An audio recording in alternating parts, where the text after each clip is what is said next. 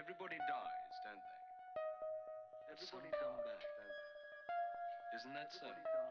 You tried to get into the locked drawer today, didn't you? How do the dead come back, Mother? What's the secret? The Shadow by E Nesbit. This is not an artistically rounded off ghost story, and nothing is explained in it, and there seems to be no reason why any of it should have happened. But that is no reason why it should not be told. You must have noticed that all the real ghost stories you have ever come close to are like this in these respects. No explanation, no logical coherence. Here is the story. There were 3 of us and another, but she had fainted suddenly at the second extra of the Christmas dance and had been put to bed in the dressing room next to the room which we 3 shared. It had been one of those jolly, old-fashioned dances where nearly everybody stays the night, and the big country house is stretched to its utmost, containing guests harbouring on sofas, couches, settles, and even mattresses on floors. Some of the young men actually, I believe, slept on the great dining table. We had talked of our partners as girls will, and then the stillness of the manor house, broken only by the whisper of the wind in the cedar branches and the scraping of their harsh fingers against our window panes, had pricked us to such luxurious confidence in our surroundings of bright chintz and candle flame and firelight that we had dared to talk of ghosts, in which we all said we did not believe one bit. We had told the story of the phantom coach, and the horribly strange bed, and the lady in the sack, and the house in Berkeley Square. We none of us believed in ghosts, but my heart at least seemed to leap to my throat and choke me there when a tap came to our door. A tap, faint, not to be mistaken. "Who's there?" said the youngest of us, craning a lean neck towards the door. It opened slowly, and I give you my word, the instant of suspense that followed is still reckoned among my life's least confident moments. Almost at once the door opened fully, and Miss Eastwich, my aunt's housekeeper, companion, and general standby, looked in on us. We all said, "Come in," but she stood there. She was at all normal hours the most silent woman I have ever known. She stood and looked at us, and shivered a little. So did we, for in those days corridors were not warmed by hot water pipes, and the air from the door was keen. "I saw your light," she said at last, "and I thought it was late for you to be up. After all this gaiety, I thought perhaps—" Her glance turned towards the door of the dressing room. "No," I said, "she's fast asleep." I should have added a good night, but the youngest of us forestalled my speech. She didn't know Miss Eastwich as we others didn't know how her persistent silence had built a wall round her, a wall that no one dared to break down with the commonplaces of talk or the littlenesses of mere human relationship. Miss Eastwich's silence had taught us to treat her as a machine, and as other than a machine we never dreamed of treating her. But the youngest of us had seen Miss Eastwich for the first time that day. She was young, crude, ill-balanced, subject to blind, calf-like impulses. She was also the heiress of a rich tallow chandler, but that has nothing to do with this part of the story. She jumped up from the hearthrug, her unsuitably rich silk lace-trimmed dressing gown falling back from her thin collarbones, and ran to the door, and put an arm round Miss Eastwich's prim, lace-encircled neck. I gasped. I should as soon have dared to embrace Cleopatra's Needle. "Come in," said the youngest of us. "Come in and get warm. There's lots of cocoa left." She drew Miss Eastwich in and shut the door. The vivid light of pleasure in the housekeeper's pale eyes went through my heart like a knife. It would have been so easy to put an arm around her neck if one had only thought she wanted an arm there. But it was not I who had thought that, and indeed my arm might not have brought the light evoked by the thin arm of the youngest of us. "Now," the youngest went on eagerly, "you shall have the very biggest, nicest chair, and the cocoa pots here on the hob as hot, and we've all been telling ghost stories, only we don't believe in them a bit, and when you get warm, you ought to tell one too." Miss Eastwich, that model of decorum and decently done duties, tell a ghost story. "You're sure I'm not in your way?" Miss Eastwich said, stretching her hands to the blaze. I wondered whether housekeepers have fires in their rooms, even at Christmas time. Not a bit. I said it. And I hope I said it as warmly as I felt it. Miss Eastwich, I'd have asked you to come in other times, only I didn't think you'd care for girls' chatter. The third girl, who was really of no account, and that's why I have not said anything about her before, poured cocoa for our guest. I put my fleecy Madeira shawl round her shoulders. I couldn't think of anything else to do for her, and I found myself wishing desperately to do something. The smiles she gave us were quite pretty. People can smile prettily at 40 or 50 or even later, though girls don't realise this. It occurred to me, and this was another knife thrust, that I'd never seen Miss Eastwich smile, a real smile, before. The pale smiles of dutiful acquiescence were not of the same blood as this dimpling, happy, transfiguring look. "This is very pleasant," she said, and it seemed to me that I had never before heard her real voice. It did not please me to think that at the cost of cocoa, a fire, and my arm round her neck, I might have heard this new voice any time these 6 years. "We've been telling ghost stories," I said. "The worst of it is we don't believe in ghosts. No one we know has ever seen one. It's always that somebody told somebody who told somebody you know," said the youngest of us. "And you can't believe that, can you?" "What the soldier said is not evidence," said Miss Eastwich. Will it be believed that the little Dickens quotation pierced one more keenly than the new smile or the new voice? And all the ghost stories are so beautifully rounded off, a murder committed on the spot, or a hidden treasure, or a warning. I think that makes them harder to believe. The most horrid ghost story I ever heard was one that was quite silly. Tell it. "I can't. It doesn't sound anything to tell. Miss Eastwich ought to tell one." "Oh, do," said the youngest of us, and her salt cellars loomed dark as she stretched her neck eagerly and laid an entreating arm on our guest's knee. "The only thing that I ever knew of was hearsay," she said slowly, "till just the end. I knew she would tell her story, and I knew she had never before told it, and I knew she was only telling it now because she was proud, and this seemed the only way to pay for the fire and the cocoa and the laying of that arm around her neck. "Don't tell it," I said suddenly. "I know you'd rather not." "I dare say it would bore you," she said meekly, and the youngest of us, who, after all, did not understand everything, glared resentfully at me. "We should just love it," she said. "Do tell us. Never mind if it isn't a real proper fixed-up story. I'm certain anything you think ghostly would be quite too beautifully horrid for anything." Miss Eastwich finished her cocoa and reached up to set the cup on the mantelpiece. "It can't do any harm," she said, half to herself. "They don't believe in ghosts, and it wasn't exactly a ghost either, and they're all over 20. They're not babies." There was a breathing time of hush and expectancy. The fire crackled, and the gas suddenly glared higher because the billiard lights had been put out. We heard the steps and voices of the men going along the corridors. "It's really hardly worth telling," Miss Eastwich said doubtfully, shading her faded face from the fire with her thin hand. We all said, "Go on, oh, go on, do." "Well," she said, 20 years ago, more than that, I had 2 friends, and I loved them more than anything in the world, and they married each other." She paused, and I knew just in what way she had loved each of them.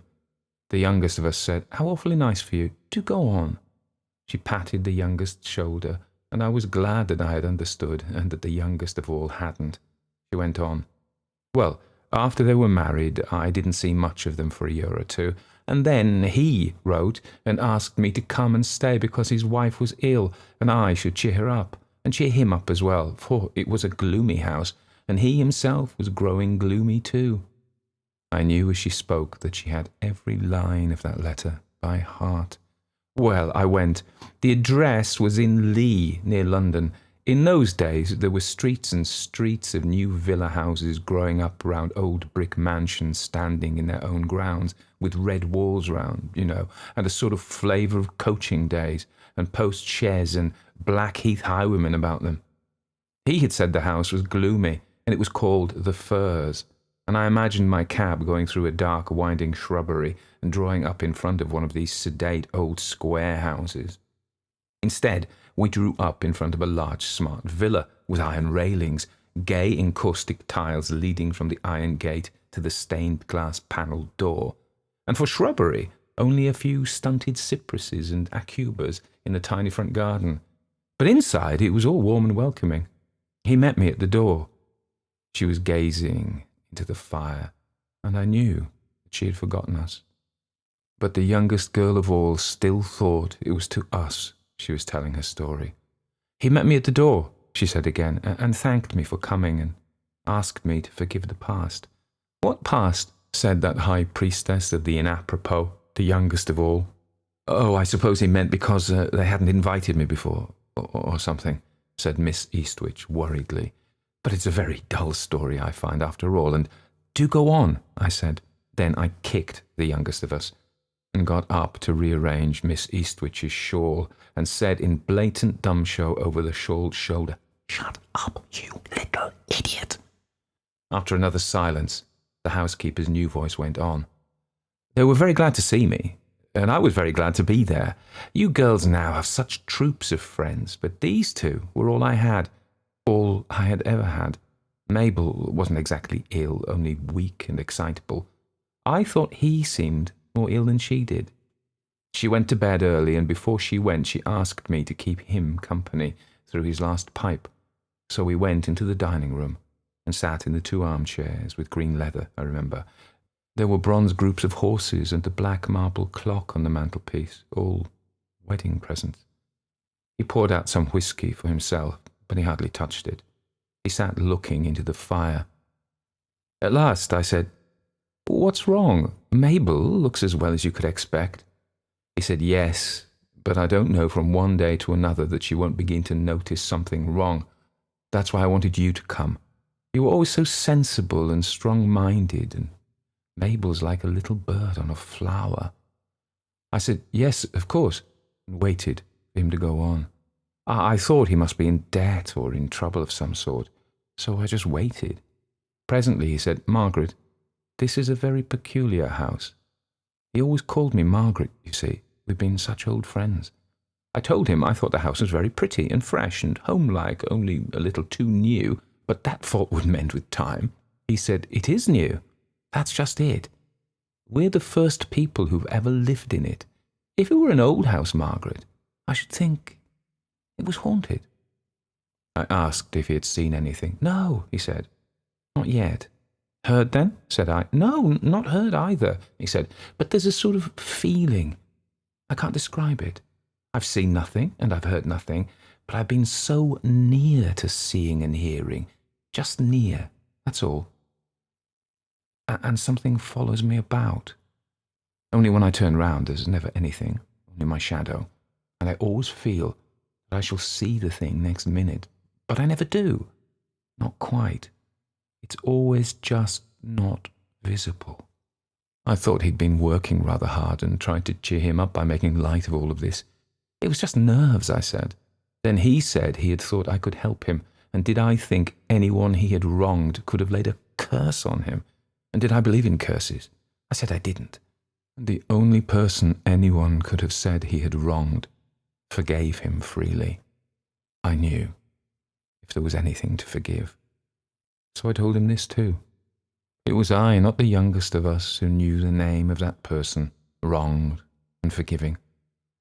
So then I said he ought to take Mabel away from the house and have a complete change. But he said no, Mabel had got everything in order, and he could never manage to get her away just now without explaining everything. And above all, he said, she mustn't guess there's anything wrong. I dare say I shan't feel quite such a lunatic now you're here. So he said good night. "Is that all the story?" said the third girl, striving to convey that even as it stood, it was a good story. "That's only the beginning," said Miss Eastwich. "Whenever I was alone with him, he used to tell me the same thing over and over again. And at first, when I began to notice things, I tried to think that it was his talk that had upset my nerves.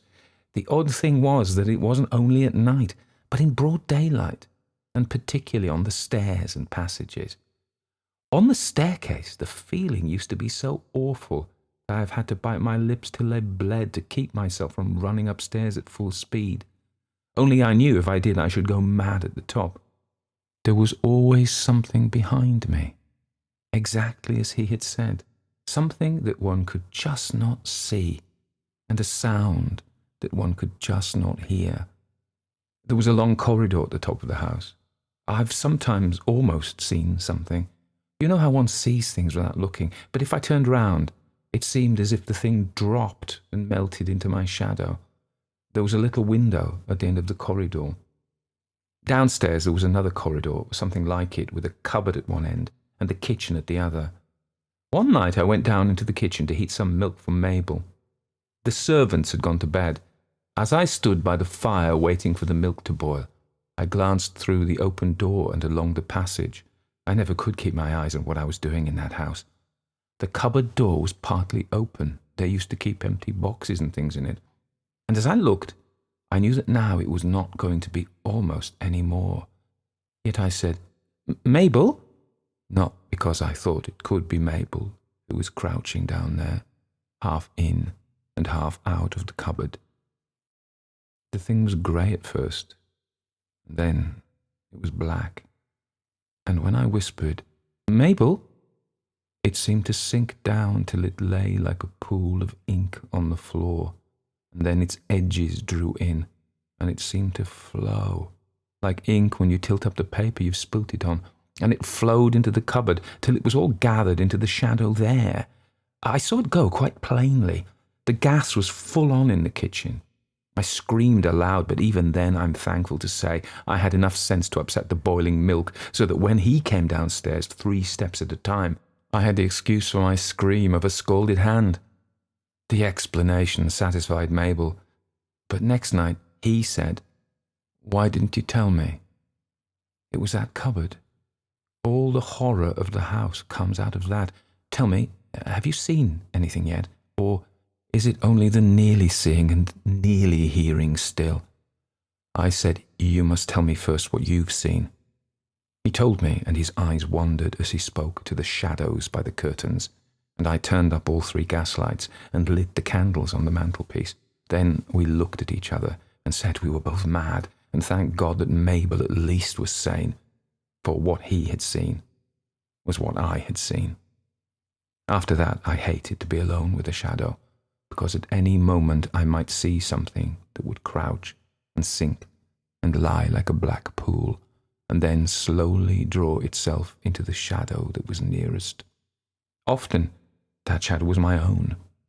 The thing came first at night, but afterwards there was no hour safe from it. I saw it at dawn and at noon, in the dusk and in the firelight, and always it crouched and sank and was a pool that flowed into some shadow and became part of it, and always I saw it with a straining of the eyes, a pricking and aching. It seemed as though I could only just see it, as if my sight to see it had to be strained to the utmost. And still the sound was in the house, the sound that I could just not hear. At last, one morning early, I did hear it. It was close behind me, and it was only a sigh. It was worse than the thing that crept into the shadows. I don't know how I bore it. I couldn't have borne it if I hadn't been so fond of them both. But I knew in my heart that if he had no one to whom he could speak openly, he would go mad, or tell Mabel. His was not a very strong character, very sweet and kind and gentle, but not strong. He was always easily led. So I stayed on and bore up, and we were very cheerful and made little jokes and tried to be amusing when Mabel was with us. But when we were alone, we did not try to be amusing. And sometimes a day or 2 would go by without us seeing or hearing anything, and we should perhaps have fancied that we'd fancied what we had seen and heard. Only there was always the feeling of there being something about the house that one could just not hear and not see. Sometimes we used to try not to talk about it, but generally we talked of nothing else at all. And the weeks went by, and Mabel's baby was born. The nurse and the doctor said that both mother and child were doing well. He and I sat late in the dining room that night. We had neither of us seen or heard anything for 3 days. Our anxiety about Mabel was lessened. We talked of the future. It seemed then so much brighter than the past. We arranged that the moment she was fit to be moved, he should take her away to the sea, and I should superintend the moving of their furniture into the new house he had already chosen. He was gayer than I had seen him since his marriage, almost like his old self. When I said good night to him, he said a lot of things about my having been a comfort to them both. I hadn't done anything much, of course, but I'm still glad he said them. Then I went upstairs, almost for the first time without that feeling of something following me. I listened at Mabel's door. Everything was quiet. I went on towards my own room, and in an instant I felt that there was something behind me. I turned. It was crouching there. It sank, and the black fluidness of it seemed to be sucked under the door of Mabel's room. I went back. I opened the door a listening inch. All was still, and then I heard a sigh close behind me. I opened the door and went in. The nurse and the baby were asleep. Mabel was asleep too. She looked so pretty, like a tired child. The baby was cuddled up into one of her arms with its tiny head against her side. I prayed then that Mabel might never know the terrors that he and I had known, that those little ears might never hear any but pretty sounds, those clear eyes never see any but pretty sights. I didn't dare to pray for a long time after that, because my prayer was answered. She never saw, never heard anything more in this world, and now I could do nothing more for him, or for her. When they had put her in her coffin, I lighted wax candles round her and laid the horrible white flowers that people will send near her, and then I saw he had followed me. I took his hand to lead him away. At the door we both turned. It seemed to us that we heard a sigh. He would have sprung to her side in I don't know what mad, glad hope. But at that instant we both saw it. Between us and the coffin, first grey, then black, it crouched an instant, then sank and liquefied, and was gathered together and drawn till it ran into the nearest shadow, and the nearest shadow was the shadow of Mabel's coffin. I left the next day. His mother came. She had never liked me. Miss Eastwich paused. I think she had quite forgotten us. "Didn't you see him again?" asked the youngest of us all. "Only once," Miss Eastwich answered, and something black crouched then between him and me. But it was only his second wife, crying beside his coffin. It's not a cheerful story, is it? And it doesn't lead anywhere. I've never told anyone else. I think it was seeing his daughter that brought it all back. She looked towards the dressing-room door. "Mabel's baby?" "Yes, and exactly like Mabel, only with his eyes." The youngest of all had Miss Eastwich's hands and was petting them. Suddenly the woman wrenched her hands away and stood at her gaunt height, her hands clenched, eyes straining. She was looking at something that we could not see, and I knew what the man in the Bible meant when he said, "The hair of my flesh stood up." What she saw seemed not quite to reach the height of the dressing-room door handle. Her eyes followed it down, widening and widening. Mine followed them. All the nerves of them seemed strained to the uttermost, and I almost saw, or did I quite see? I can't be certain, but we all heard the long-drawn, quivering sigh, and to each of us it seemed to be breathed just behind us. It was I who caught up the candle. It dripped all over my trembling hand and was dragged by Miss Eastwich to the girl who had fainted during the second extra. But it was the youngest of all whose lean arms were round the housekeeper when we turned away, and that have been round her many a time since, in the new home where she keeps house for the youngest of us. The doctor who came in the morning said Mabel's daughter had died of heart disease, which she had inherited from her mother. It was that had made her faint during the second extra.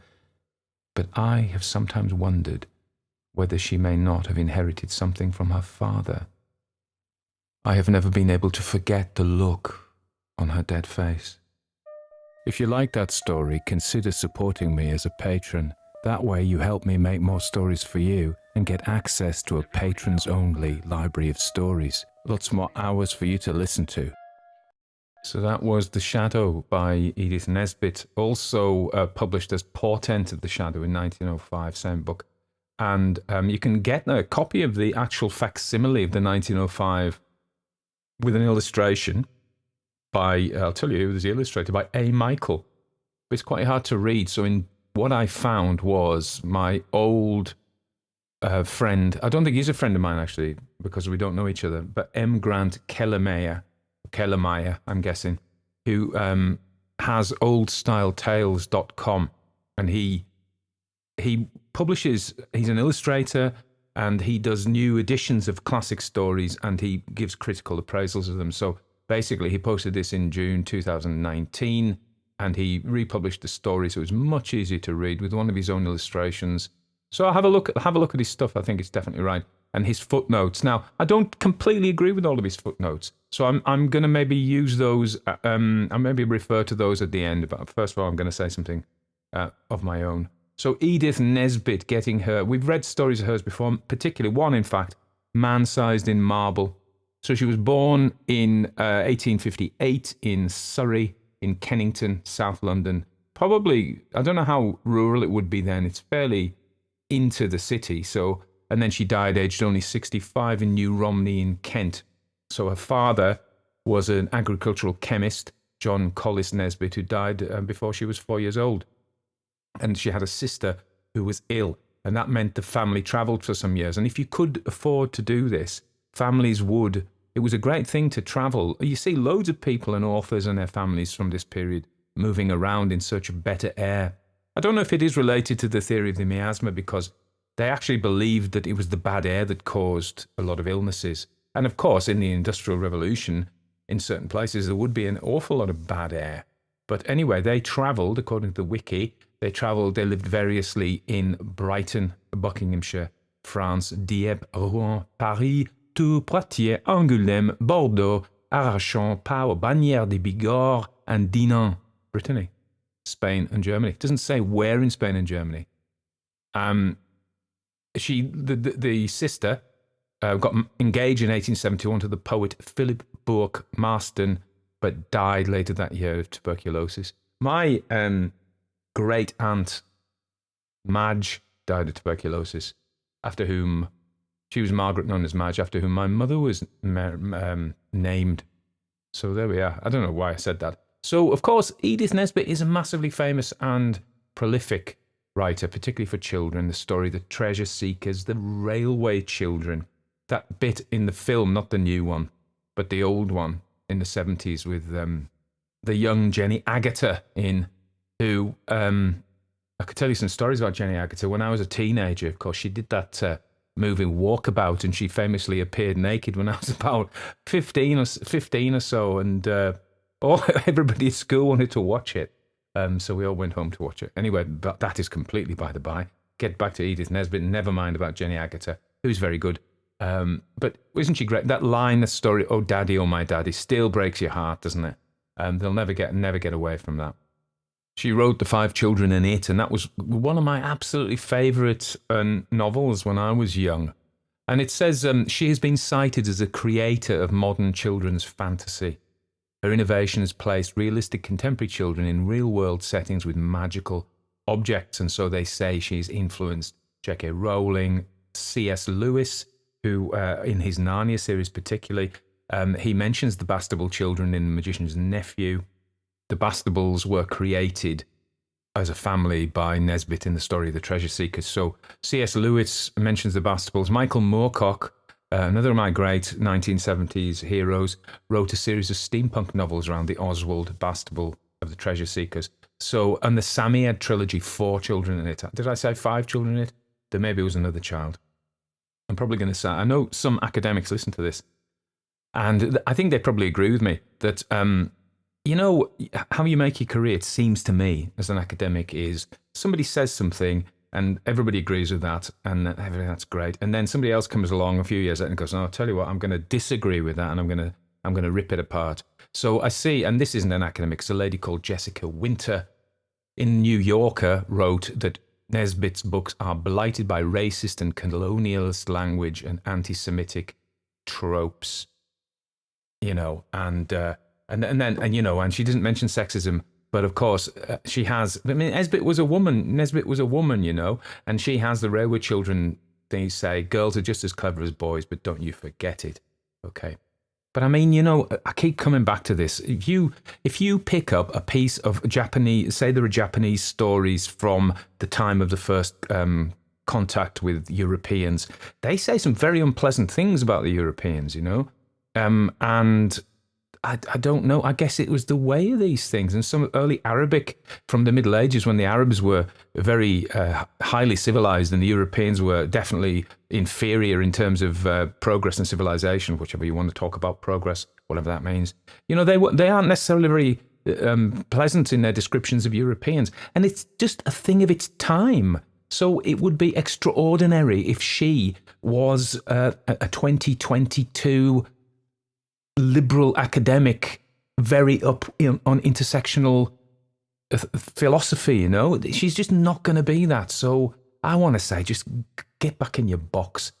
Sorry. It's not that these things, everything is bound by its time. Anyway, don't let my rant take away from the greatness of this story. I'll probably come back to Grant Kellermeyer's notes. It is a really good story. I think it's a tremendous story. It's a Christmas story, and as we note, the tradition of ghost stories in Britain was to tell them at Christmas, not necessarily at Halloween. The other thing is, Halloween people say it's an American invention. That absolutely isn't true. I remember as a little boy, we had our own Halloween. We come, this is very north of England, the Scottish borders. It never died out here, and we had our own traditions. So it isn't true to say it's a modern invention. I think down in the south of England, they did die out there amongst the urban population. I don't know about people in Dorset and Suffolk and places like that. They may well have continued their own traditions, but to the city dwellers, it was as if it was forgotten. And then it came back as a great revelation. And I don't, Halloween has a lot of American influence on it, and that's fine. Again, things move around. Get over it, Culture shifts, ideas move around. And let's face it, it's great that they do, isn't it? Let's be open to all these things. Oh, I'm on a rant this morning, aren't I? It is morning. I don't know what time you're listening to this. So what is great about it, she references the ghost stories that she's read, and you'll recognise The Phantom Coach, possibly. We haven't, that's by Amelia B. Edwards she references. She doesn't by name. Other ones, Wilkie Collins, The Terribly Strange Bed, Sir Walter Scott, The Tapestry Chamber, Rhoda Broughton, Nothing But the Truth. Now, what I think is really good about this story, I like the structure. First of all, the first person we mention is the one who faints during the extras. And we don't realise that, but that's a clever foreshadowing, because she faints because she's got a bad heart like her mother. We don't know that at that point. It only becomes relevant at the end. And that's how it works, If she'd laid that on too much, it would have spoiled it. I'm not sure that is our main focus in this story. The baby, Mabel's baby, who turns out to be there. What I think is good about it is the characterization. First of all, we have the light characterization of the narrator. Not much of that, but she's a sensible young woman who is a bit worldly wise, and we have the youngest of them all. I love the fact that there's another one she said, I've not mentioned the third, which I haven't mentioned because she's of no account. That makes me laugh. Cruel, though. I wouldn't like to be that person. But then the youngest of us all is fun. She's just a naive young girl, isn't she? But she's got a good heart, and it's her good heart and her naivete which allows the Miss Eastwich. You try saying Miss Eastwich's shawl a lot. Miss Eastwich. It's hard to say. I had to stop a lot of times and redo those because I stumbled over them. But it's like a tongue twister. But Edith Nesbit, as I call her, Edith, my friend, she probably never read the stories out. So they were meant to be read, so she didn't fully perceive the difficulty of saying Miss Eastwich's, but there we are. So the youngest of us all, youngest of them all, she's naive, but her naivete, I like saying that, is a key to this woman's heart, this older woman who's of a lower social class. And that's, I guess, the point here, that she has been an outsider all her life. She's not working class, but she's also not of the owner's class, so she doesn't partake of the balls and the things like that. And also her age sets her apart. The rest of them are young women in the first flower of their social life, and she is not that. She is, but we get a hint that she has been that. And I love the characterization. This is a sad woman, and there's so much not said, which we get. And of course, I suppose it would have been more subtle if the narrator hadn't reminded us that she got it and the youngest of us all didn't get it. If they just left it at that, and we might have got it. But I'm not against that. I think it points up that there is this unspoken subtext, which is shown. It's not told, it's shown. Remember? Show, don't tell. So much about her, the rhythm of her speech, the descriptions of her looking away. And then we get what the story's really about. Also, that the language is very contemporary in that it's a naturalistic language whereby sentences are interrupted by new thoughts, you know? He thinks this and you go off on a tangent, you come back, and that's how people speak. Not like, you know, the older Victorian stuff where they spoke as if they were declaiming from a written speech. This is more naturalistic, of course, without being naturalistic, because if you listen now to me, you'll hear breaths, you'll hear ums, you'll hear pauses, you'll hear repetitions, you'll hear false starts of sentences. I should try and, this is my joke, you see, because normally I would edit those out, but I'm going to leave them in, save myself some work, and also point out that this is how people really speak. At least that's how I really speak. But anyway, I just loved the way it was done. The naturalistic speech, the hinting, the characterization, the things left out. So what is it about? So it seems to me clearly that what this is about is the shadow is the ghost of her love for him. In a sense, her only love, the love of her life, was stolen, if you want. I'm not totally tied to that word, but let's use it, by Mabel. And Mabel's a bit of a flibbity-gibbet, isn't she? She's like a bird on a flower. She's something out, you know, she's a fluttering piece of tinsel. Whereas our woman has depth, I think. You know, she has, I think sorrow makes depth as well, so she perhaps didn't have depth when she was younger, but the reflection on her loss has deepened her character, perhaps we might say. So the shadow that those two both see is the shadow of their lost love, but it's also murderous. And I think at one level, he is regretful that he's married Mabel in some ways, although she's very pretty, etc., etc. But she's like she's weak, isn't she? Really? No offense to the poor lady. I mean, she's dead. Also, she's fictional, so she's not going to get offended. But you know, I don't mean anything. But some people are weak, and both physically and mentally, and I think that's the issue. And it doesn't appear that she has a depth of character like our Miss Eastwich does.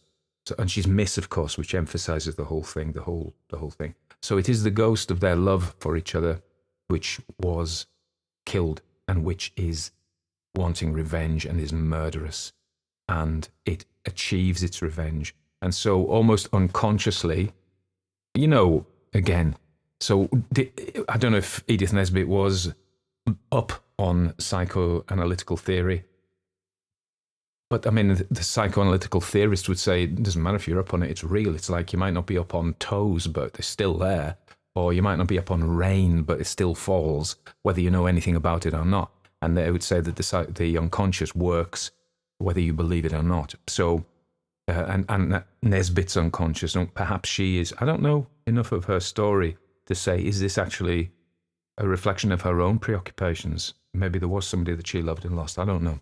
Somebody who knows more about it might say there may be. Probably there's be a biography of hers, which I haven't read, which would tell that. But it seems to me that it's murderous, you know. Both of them want Mabel dead.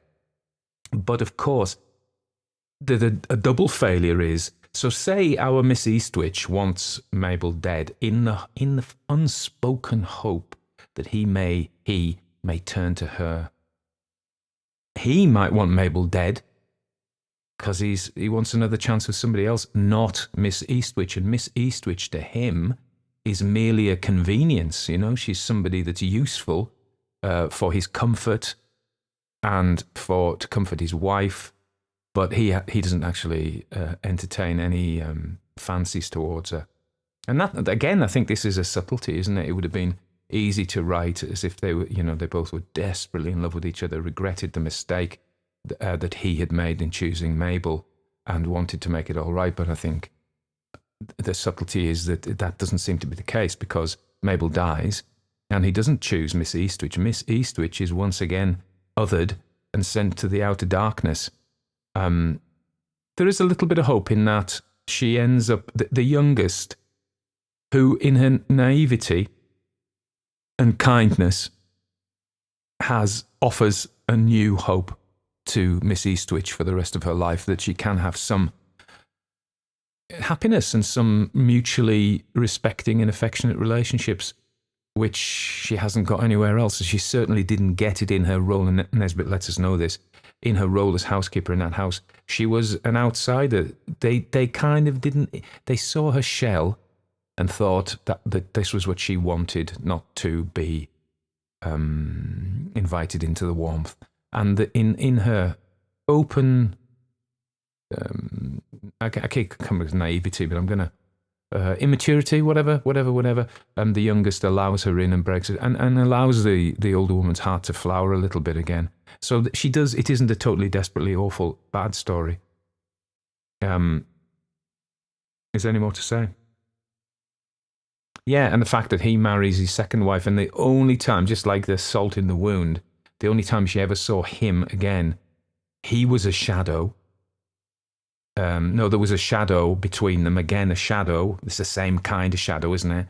Of the second wife, as the shadow between them before had been Mabel. And the fact is, we're told that the house is new that he moves into. It isn't a ghost from the house. It's a ghost that he has brought with him. And yeah, there we are. So, goodness me, I thought that was a great story. I hope you agree. Nice. It is a Christmas story in that the ball is set at Christmas. But that might just be to tag it on so you can tell it at Christmas. It's not a Christmas story otherwise. There's no Santa Claus in it. I think we must do a ghost story with Santa Claus in them, because we've been doing a lot of Christmas stories because it's Christmas 2022, in case you're listening to this when I'm long dead. That's a thought, isn't it? Okay. So let me just, you should read Grant Kellermeyer's notes. He's a guy who knows his stuff. He says at one point that Nesbit uses her stories not as entertainment, but as to advance her existential philosophy, her view. I don't get that, being honest. I don't get it. But we all understand things, and you will understand a story in a different way depending on who you are. Carl Jung said that when we meet somebody, he's talking about a patient, it is like a chemical, if it works, it's a chemical reaction, and both people are changed. We each bring something of our own. So in this way, it's like I was going to say three-way. And Sheila was watching Bridget Jones last night when I was writing an article about duloxetine. And they mentioned that phrase there, which I wasn't actually sure of the context there, but so I'm now blushing. But it is a tripartite exchange in that what we have Edith Nesbit, then me, and you. So the three of us together come up every time, because we are three different people at each time, with a different version of the story. And I think that's wonderful. Okay, that's all I've got to say. I'm rushing to finish loads of work, including this. I hope you enjoyed it. I put various stories out over Christmas and New Year. So I don't know how you consume the podcast, whether you listen to it on Spotify and Apple are the two biggest, but there are other people as well, Stitcher and others, Podbean possibly, or YouTube, or you may get it through Substack or through Patreon. There we are. So however you do, I wish you all the best. Hope you enjoyed it. Hope you're all happy. We're supposed to finish with a call to action. Remember, this is apparently good practice. So the call to action this week would be for you to have a really nice time. How about that? That's my call to action for you. Okay. Peace and love. I will be back. Don't worry about that. I forgot to say, I know you like little domestic things.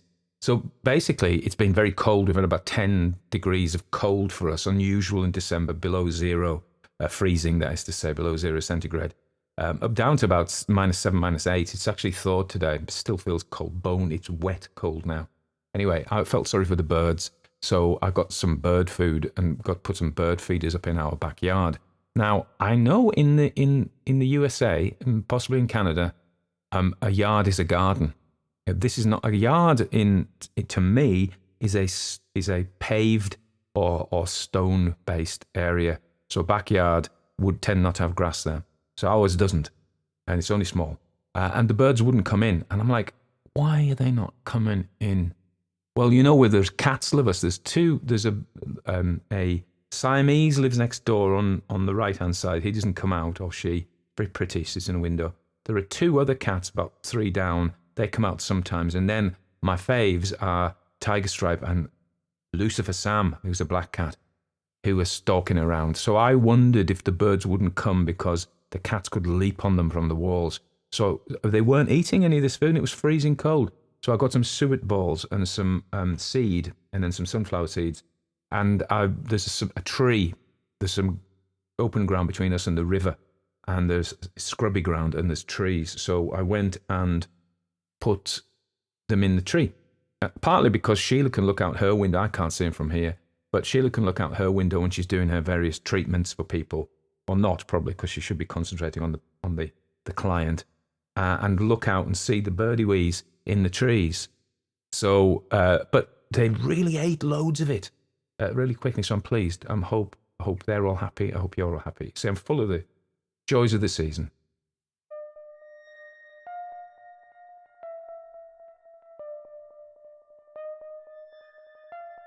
Everybody dies, don't they? Everybody come back, don't they? Isn't that so?